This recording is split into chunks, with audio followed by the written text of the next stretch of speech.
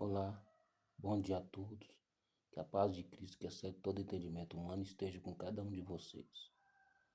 Como já falei nos vídeos anteriores, nós estamos estudando a Bíblia.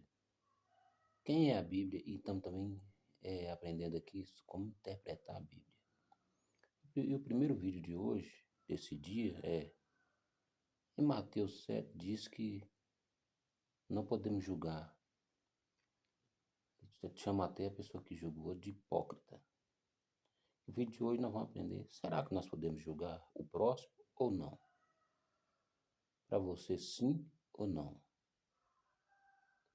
Se você falou sim, você acertou. Podemos sim. Mas nós vamos ver na Bíblia hoje como que nós podemos julgar o nosso próximo. Vamos para o texto principal, que é Mateus capítulo 7. Vamos ler do versículo 1 ao versículo 5. Porque não tem como eu explicar a Bíblia de mim mesmo. Eu já expliquei aqui. A Bíblia, ela própria se interpreta. A Bíblia interpreta a Bíblia. Jesus nunca deixou ninguém sem nenhuma explicação. Tudo que ele falou, ele explicou. Então nós vamos ver aqui na Bíblia se podemos julgar ou não, ok? Vamos para o texto principal de hoje, que é o Mateus capítulo 7. Vamos ler aqui, ó, do versículo 1 ao versículo 5.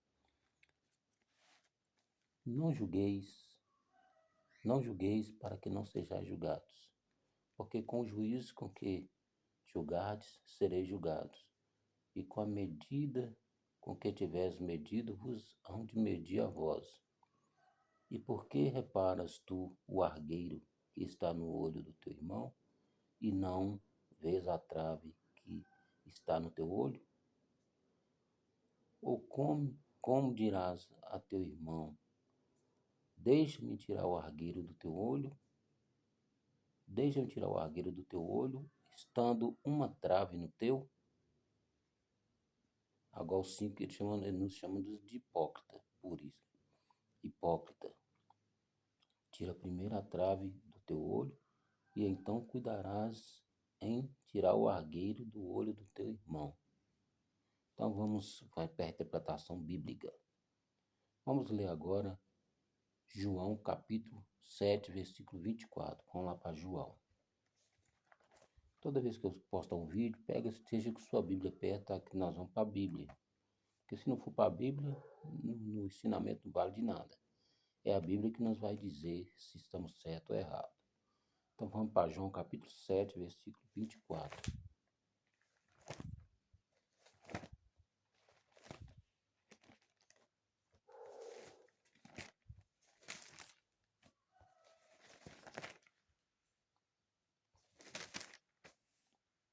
7:24, o que que fala? Olha só. Não julgueis segundo a aparência. Não julgueis segundo a aparência, mas julgai segundo a reta justiça. Eu vou explicar sobre isso aqui. Agora nós vamos lá para Levítico, capítulo 19, versículo 15. Levítico, vamos ler um texto também no Antigo Testamento. Levítico 19, 15.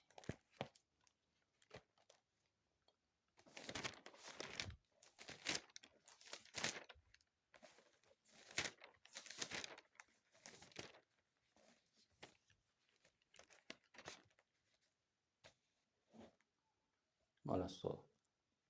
Também todo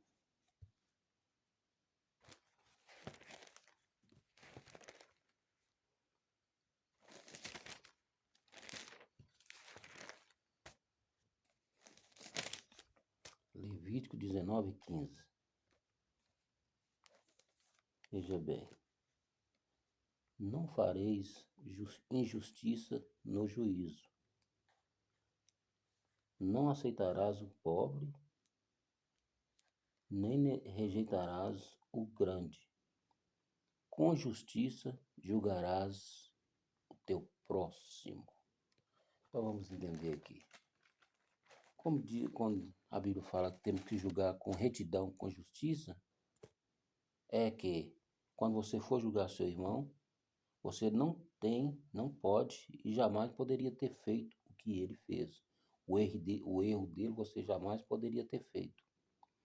Então, como que um ladrão vai julgar o outro ladrão? Como que uma prostituta vai julgar outra prostituta se ela comete o mesmo pecado? É isso que a Bíblia está dizendo em Mateus 7. Você pode julgar? Pode, desde que você esteja em retidão, que praticamente, né, é difícil todos nós não cometer um erro, na verdade, não cometer um pecado, porque todos nós estamos sujeitos a pecar, seja o homem que for, seja o homem santo que for, até nele falar, nele agir, às vezes ele peca. Só da pessoa falar que é santo demais, ele pode estar cometendo um pecado. Não é porque nós somos pecadores, porque nós vamos aprender na Bíblia aqui que nós não somos pecadores. Um homem que aceitou Jesus, desceu nas águas. Não é isso aqui, não é hipocrisia, tá? Isso aqui não é hipocrisia. E também não estou sendo aqui, estou falando fora da Bíblia, vou falar na Bíblia. Depois que o homem aceita Jesus, desce nas águas, arrepende dos seus pecados, ele deixou de ser pecador. Ah, mas a Bíblia diz que aquele que falar que não tem pecado, que não é pecador, já está pecando. Mentira, a Bíblia não fala isso. Nós vamos aprender isso aqui na interpretação bíblica, ok? Mas por enquanto hoje é isso. Podemos julgar? Podemos, desde que seja em retidão. Julgar com justiça. Se eu não roubo, logo eu posso fazer um julgamento de quem roubou. Se eu não prostituo, logo eu posso fazer um julgamento de quem prostitui. Se eu não traio a minha esposa, logo eu posso julgar a pessoa que trai. Isso é julgar com retidão, com justiça. Eu posso julgar? Posso, desde que eu esteja em retidão. Ok, meus queridos? Essa é a explicação de hoje. Mostrei para vocês a Bíblia, né? Que a Bíblia, ela interpreta a Bíblia. E outra interpretação bíblica hoje nós vamos aprender é essa. Porque tem muitas perguntas, às vezes, sem resposta. E a Bíblia tem resposta para tudo. Será por que Jesus, às vezes, chamava só Pedro, Tiago e João em certos lugares para orar? Será por quê? Isso tem uma explicação? Tem, e nós vamos aprender hoje essa explicação. Por que que Jesus, às vezes, em certo lugar, só levava Pedro, Tiago e João? Como, por exemplo, em Mateus 17, no Monte da Transfiguração, quem estava lá? Só Pedro, Tiago e João. Ok? Então, nós vamos aprender hoje o porquê. Então, nós vamos ver algumas referências bíblicas, porque nós temos que ir para a Bíblia, como eu já disse. Porque sem Bíblia não tem nada. Sem a Bíblia, tá aqui, ó, sem a Bíblia, eu não sou nada sem a Bíblia aqui, eu não posso falar de mim porque não vai surtir efeito. Mas se está na Bíblia, é a palavra de Deus que vai surtir efeito, ok? Então vamos a algumas referências bíblicas para a gente ver. Quem é Jesus? Vamos ver quem é Jesus. Vamos começar na pessoa de Jesus, ok? Vamos lá. Marcos 12, versículo 10.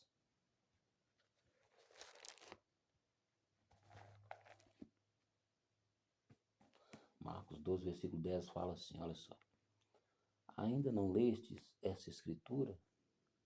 A pedra que os edificadores rejeitaram, esta foi posta por cabeça da esquina.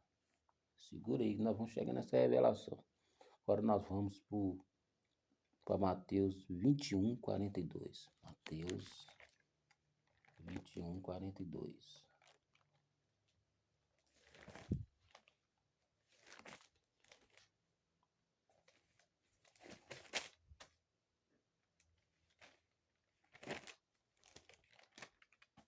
Mateus 21, 42, olha só. Disse-lhes Jesus, que é Jesus que está falando também. Nunca lestes nas Escrituras a pedra que os edificadores rejeitaram? Esta foi posta por cabeça do ângulo. Pelo Senhor foi feito isto e é maravilhoso aos nossos olhos.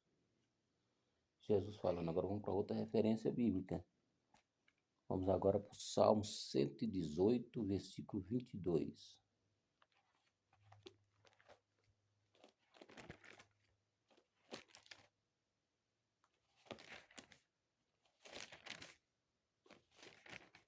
Salmo 118, versículo 22. Olha só, o salmista falando. A pedra que os edificadores rejeitaram tornou-se cabeça de esquina. Também fala aqui, está falando de Jesus. Agora vamos para a última referência sobre Jesus. Aí nós vamos para Pedro, Tiago e João. Atos dos Apóstolos, capítulo 4, versículo 10 e 11.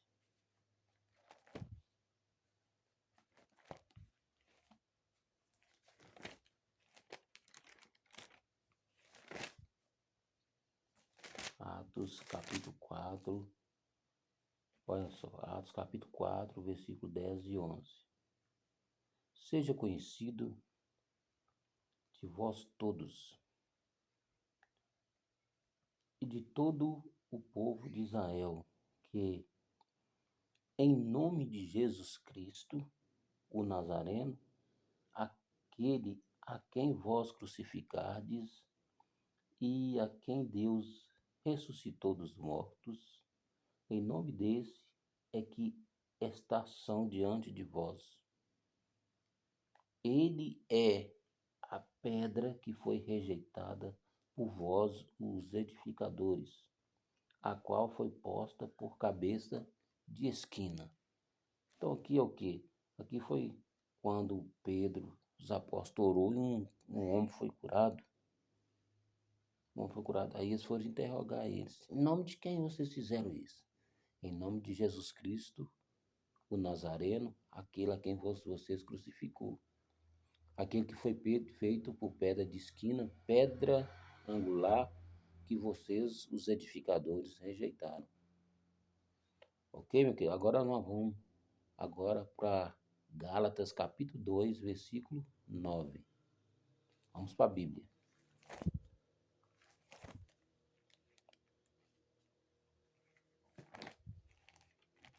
Gálatas 2, 9, tá? Assim, olha só. Que já fala de Pedro, Tiago e João. E conhecendo Tiago, Cefas, que é o mesmo Pedro, ok? Cefas. Conhecendo Tiago, Cefas e João, que eram considerados como as colunas. Vou ler de novo. E conhecendo Tiago, Cefas e João, que eram considerados como as colunas, a graça que se me havia dado, deram-nos as destras em comunhão comigo e com Barnabé. Então veja bem. Então Pedro, Tiago e João eram considerados 3 colunas. E Jesus é a pedra. Primeiro vamos aprender por que Jesus foi chamado de pedra. Fácil entender. Você que está me acompanhando nos meus vídeos, estamos estudando juntos. Se você estiver andando na rua e você achar uma pedra qualquer, você vai pegar e levar para sua casa? Acredito que não. Mas se você achar uma pedra de ouro, um pedaço de ouro, ou um pedaço de prata, você vai pegar e levar para casa? Tenho certeza que vai, com certeza. Eu, ser sincero, eu pegaria. E eu pegaria uma pedra qualquer? Claro que não. Para que eu vou querer uma pedra? Então foi por isso que Jesus foi chamado de pedra. É porque ele foi rejeitado pelo seu povo. Ele foi rejeitado pelo seu povo. Então por isso que ele é chamado de pedra. Pedra de esquina, pedra angular, a pedra que os edificadores rejeitaram. Ok? Então Pedro, Tiago e João eram as 3 colunas. Gálatas 2, versículo 9. Agora nós vamos lá para voltar lá em Marcos, capítulo 3. O que fala lá? Como que Pedro, Tiago e João era chamado.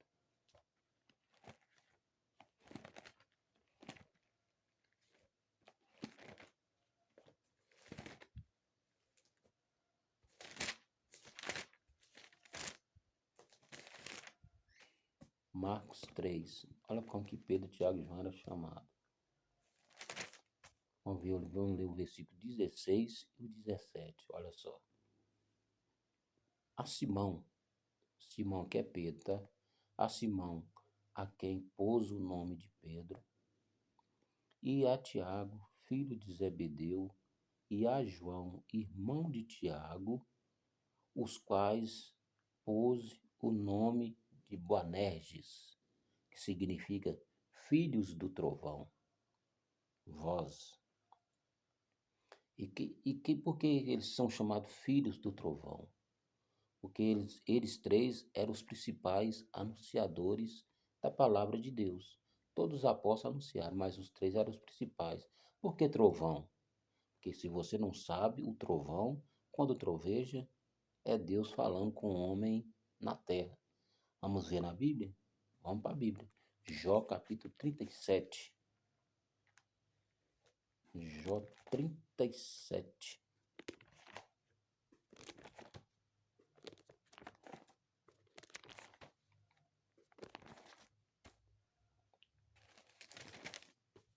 Jó 37, vamos ler do versículo 1 ao 5. Olha para vocês verem que tremendo. Como eu já disse, a Bíblia, ela se explica a si mesma. A Bíblia, ela explica a Bíblia. Jesus é tão maravilhoso que ele nunca nos deixou sem resposta. Vamos para a Bíblia, Jó 37. Olha o trovão, o que é, olha só. Sobre isso também temeu meu coração e salta do seu lugar. Atentamente ouvi o movimento da sua voz e o sonido que sai da sua boca. Ele o envia por debaixo de todos os céus e a sua luz até os confins da terra. Depois disto, brama com grande voz, troveja com a sua voz, com a sua alta voz, e ouvi da sua voz, não tarda com estas coisas. Com a sua voz, com a sua voz troveja Deus maravilhosamente, faz grandes coisas que nós não compreendemos. Então, o trovão é a voz de Deus. Então, logo, Marcos 3, 16, 17, Pedro, Tiago e João eram os filhos do trovão, Boanerges, que é os filhos de Deus. Então, eles, as três principais pessoas do Evangelho. Que, se você não sabe, o Evangelho começou em Antioquia, aí foi separando por lugares e mandando para outros lugares. Então, Pedro, Tiago e João eram os três principais pessoas que começou a anunciar o Evangelho. Ok? Mostrei Bíblia para vocês. Agora vamos saber por que quiseram as três colunas.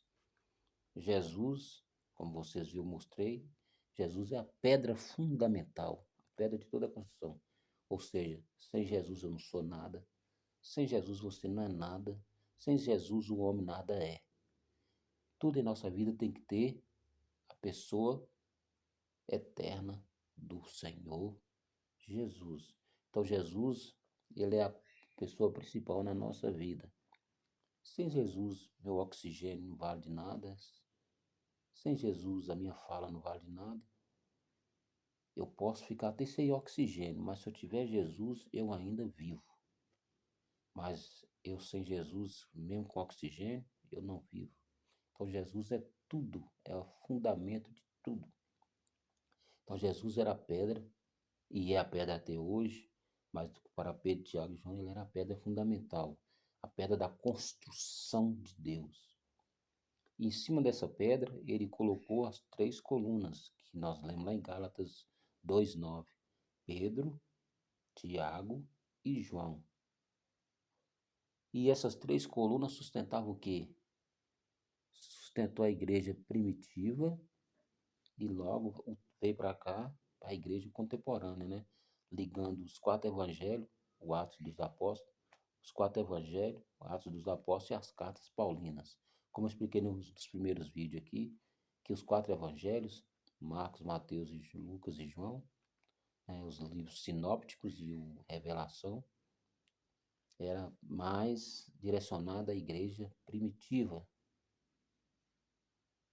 E as cartas paulinas é mais direcionada para nós, a igreja contemporânea. Ok? Então, Atos dos Apóstolos ligou a igreja primitiva à igreja contemporânea. Ok, meus queridos? Então, tá aí a explicação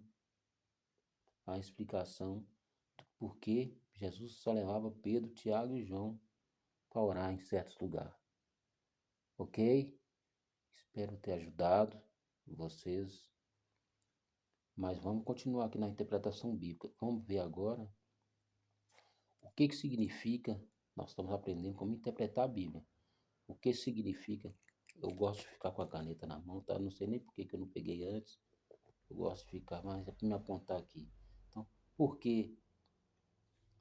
O que significa quando Jesus disse: se você tiver uma fé do tamanho de um grão de mostarda, você dirá àquela montanha: lança-te e precipita no mar, e isso se fará.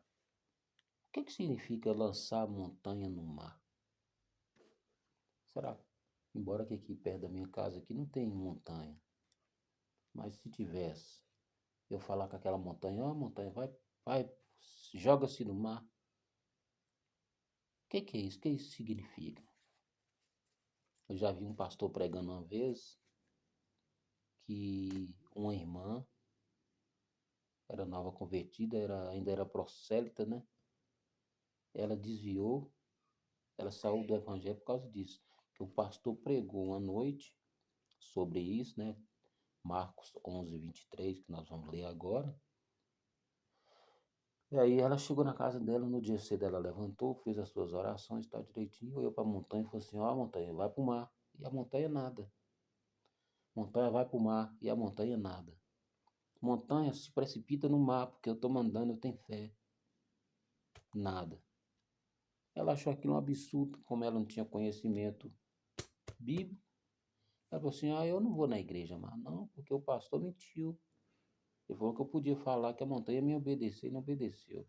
Então nós vamos aprender hoje o que significa lançar o monte ou a montanha no mar. Ó, vai, se você falar com ela, ela vai te obedecer. Então vamos aprender. Então vamos para o texto principal, que é Marcos 11:23.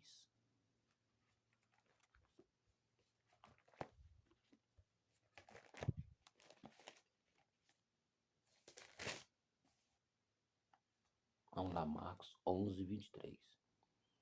Porque em verdade vos digo que qualquer que disser a este monte, ergue-te e lança-te no mar, e não duvidar em seu coração, mas crê que fará aquilo que diz, tudo o que disser lhe será feito. Esse é o texto principal. Agora nós vamos aqui para a revelação. O que significa falar com a montanha, lança-te no mar? A nossa resposta está no mesmo livro de Marcos, que eu não sei se vocês lembram, eu já falei que isso aqui é revelação, e tem a revelação imediata e a revelação progressiva. Isso aqui é uma revelação imediata porque está no mesmo livro. Então nós vamos ver o que significa isso. Lançar-te, ó montanha, lança-te no mar. Vamos voltar lá em Marcos, capítulo 2.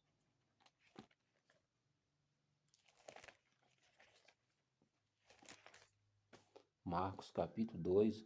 Vamos ler do versículo 1 ao 5. O que significa mandar a montanha lançar-te no mar? E alguns dias depois, entrou outra vez em Cafarnaum, e soube-se que estava em casa. E logo se ajuntaram tantos que nem ainda nos lugares junto à porta cabiam. E anunciavam-lhes a palavra, e vieram ter com ele conduzindo um paralítico, trazido por 4.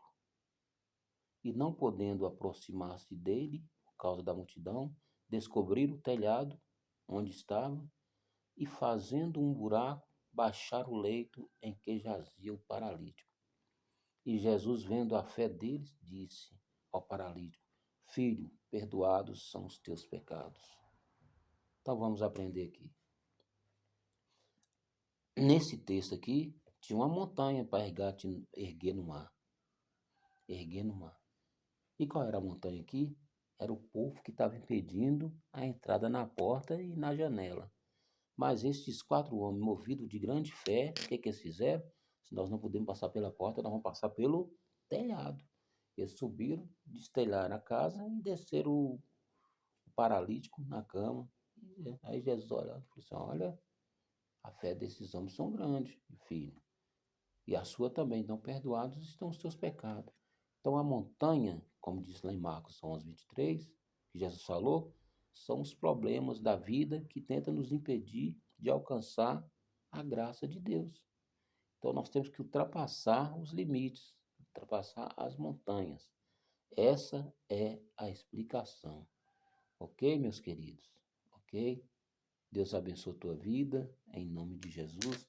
Nós estamos aprendendo sobre o que é a Bíblia, como interpretar a Bíblia, ok? Nós vemos aqui porque que Jesus só levava Pedro, Tiago e João hoje nesse vídeo para orar e também o que significa mandar a montanha precipitar-te no mar, ok?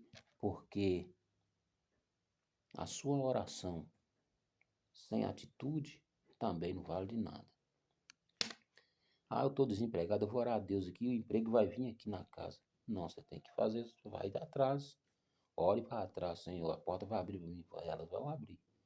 Deus pode enviar alguém na sua casa para te oferecer um emprego? Claro que pode, Ele é poderoso para isso. Mas Ele espera de nós também, de nós agirmos.